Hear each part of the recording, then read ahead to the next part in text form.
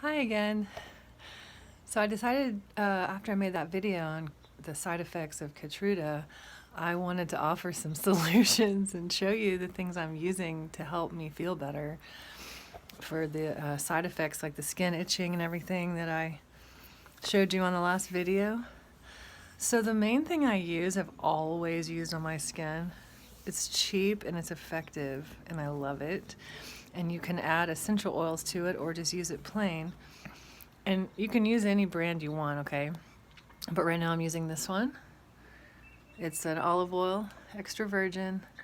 If you can get organic and extra virgin and all that, it's the best. But I buy the best I can find, well, price, wise as well, that I eat. But then I use one that's a little bit cheaper, but still extra virgin for on my skin, my face, my whole body. So you can put this directly on your skin, and that's been helping me a lot. And what you can do is put some in like a little ramekin or a bowl and add essential oils to it. Lavender is extremely healing for the skin. Plus it's calming too. It's a good combo. But I wanted to show you a combo I've recently found. So my daughters gave this oil to me for Christmas, rose hip oil, and they all swear by it. You could probably get any brand, but this is the one that they chose. And so rose hip oil for the face. And what I've been doing recently is blending with it some of this that I got from doTERRA, which is yarrow palm oil. And it's really cool. It's blue.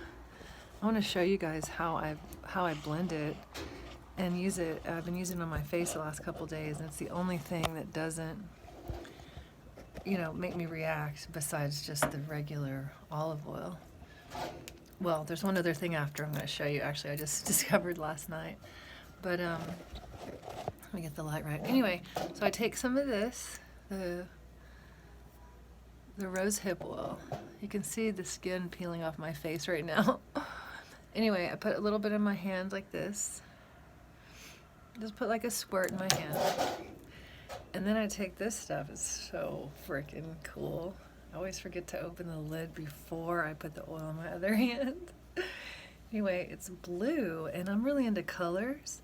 The energetics of color and the medicine of color, because they vibrate at different frequencies, and blue is throat and third eye. It's all the higher frequencies that deal with manifestation and spiritual principles. So anyway, look at this stuff.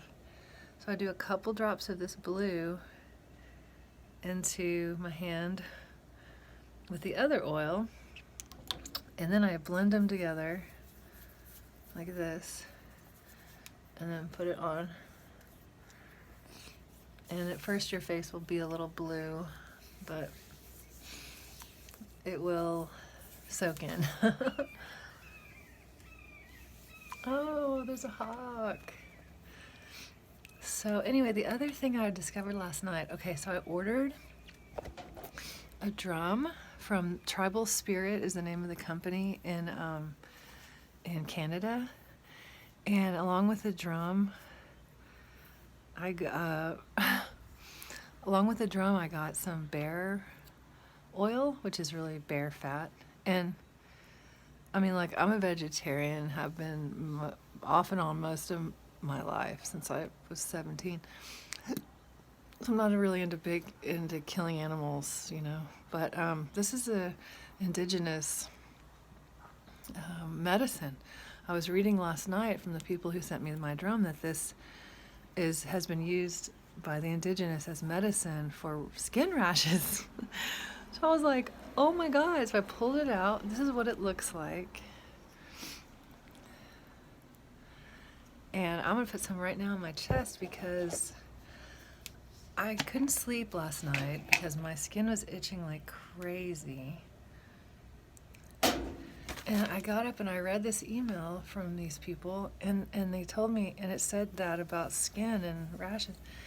I swear to God, as soon as I put it on, it's like instant relief. And I'm a little squeamish with the fat and the oil. I mean, I can handle it. I grew up with a father who's a hunter, and a stepfather who's a butcher. But it's not my first choice. I usually go plant-based.